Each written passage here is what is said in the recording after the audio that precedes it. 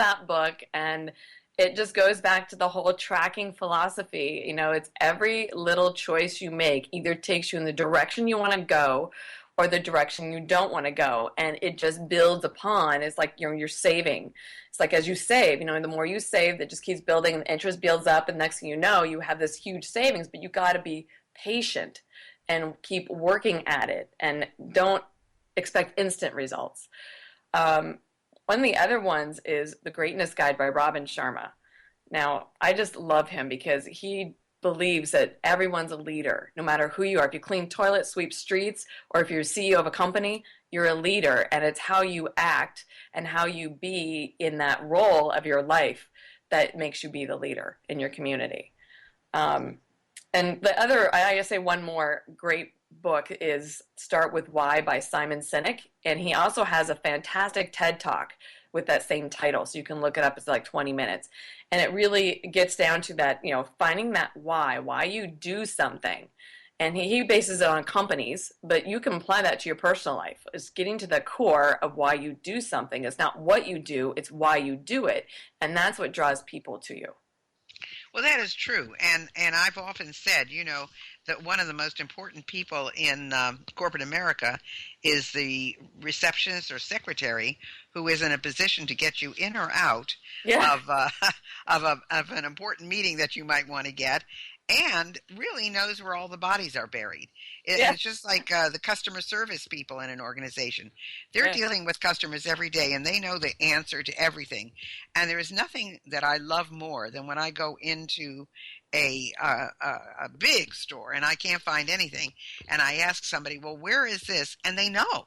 I mean, it's absolutely amazing that an employee knows where every single thing in that place is, and yet you go into other organizations and they don't know anything. Right. So it's very interesting to see all of that. So what would you say? I know that you said you have coaches and you have mentors that have had an impact on you. How do they keep you on track?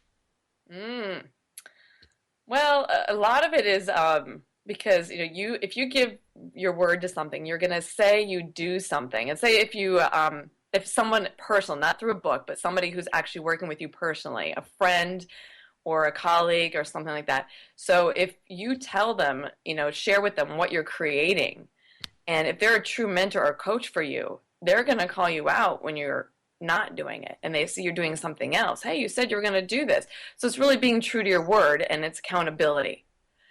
That's true. In fact, I just put a flyer together on me and on my coaching, and in it I said, I take no prisoners. In other words, if you're not willing to do what we're talking about doing, I'm not a kind, sweet coach that will just say, oh, well, that's all right, let's put this off. I'm gonna kind of get on you because you're paying me money to give you advice to get you on track to get where you want to go. So I just did that yesterday, and I sent it off to my marketing director saying, is this okay?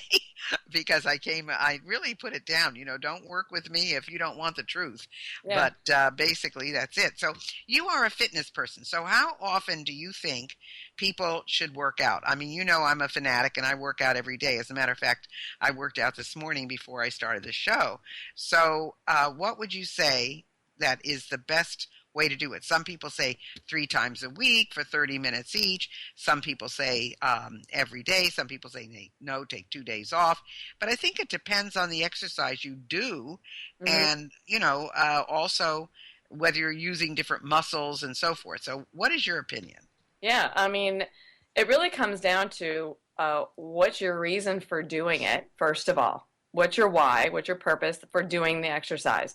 So what's your goal? I would ultimately say the minimum you want to do is 3 days a week, 15 to 30 minutes if you're a non-exerciser. Now, if you're looking to put on muscle mass and lose weight, that's probably not going to do it for you. That will get you started if you're a newbie or beginner to it. But if it's something you've been doing, then you got to step up your game a little bit. You got to put more intensity into it.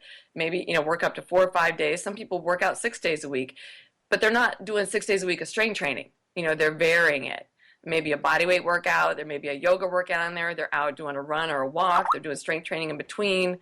So it just kind of depends on what your goals are, but minimum, find something you love to do and do it because you'll stick with it if you love it. If you don't love it, it's a chore, and you don't want that to be a chore. And just get your body moving a couple of days a week. That's the minimum you should be doing is, 3 days, 15 to 30 minutes, something you love. That's exactly what I tell people. I say, if you want to keep moving, then 3 times a week. But if you really want to see result, you want to have a healthy, strong body, then you've got to do it more than that, and it's got to be a little more intense. Yeah. So here I am, and I work with the 50-plus market as well. So do you have any types of things that you recommend? Because I know there are things that I can't do anymore that I used to be able to do. Are there any particular things that you recommend for the over 50 market? Well, the big thing that I see with that age group, especially with the women who, haven't been working out through their life, and is they really need a contrast strength training. And that doesn't mean they have to be using weights and heavy weights. They could just be doing body weight stuff. They could be resistance bands, continuous resistance bands. The are amazing. There's a lot of stuff you can do without, being the traditional push and heavy metal kind of stuff. So, and flexibility and mobility, if that's not there, it doesn't matter how much strength training you're going to be doing. If you don't maintain your flexibility, you're stretching, if you're doing yoga, and your mobility, like range of motion in your joints, if you do strength training on top of poor flexibility and mobility, you're just continuing to degrade your body. You're not improving it. You might be getting stronger, but guess what? That flexibility is getting less, that mobility is getting less, and eventually it's going to break down. So flexibility and mobility would be number one. The strength training would be number two to definitely be taken on. Great. Well, thank goodness I'm doing all of that. So that's good. So now, how will people get in touch with you if they want to get more information about you and what you do, Amy? Where should they go?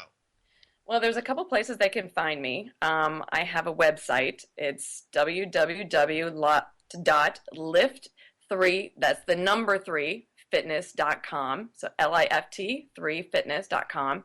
They can also find me on Facebook by the same Lift 3 Fitness, or they can friend me personally, and I post on there too. It's Amy Doyle Sanchez on Facebook. And also on Twitter. I have a Lift 3 on Twitter. And let's see what else. Oh, and you can, shoot me an email at amy@lift3fitness.com. And I'll be more than happy to answer any questions. And, that's what I'm here for. It's my passion. So I encourage people to reach out to me. And, even though they might not know what they want, but I'm here, answer questions to help out. That's what I do for a living. It's my passion. Well, that sounds fantastic. Well, I would recommend Amy if you want to go to her website and find out some of the things that she does. She's got good tips there. She can also be in touch with you. And I know she does some coaching herself, and it doesn't have to be locally. It can be done online or things like that. So if you're Correct. interested in hiring a coach for fitness and you want somebody who isn't coming to your house, you can find Amy online. So I want to thank you so much for being with us, Amy. Again, Amy Doyle Sanchez, and her website is fitness. Let me just Lift 3. The number 3, lift3fitness.com. Very important. And thanks so much for being with us, Amy. It's been wonderful. Awesome. Thank you, Gail, so much. I had a lot of fun. Wonderful.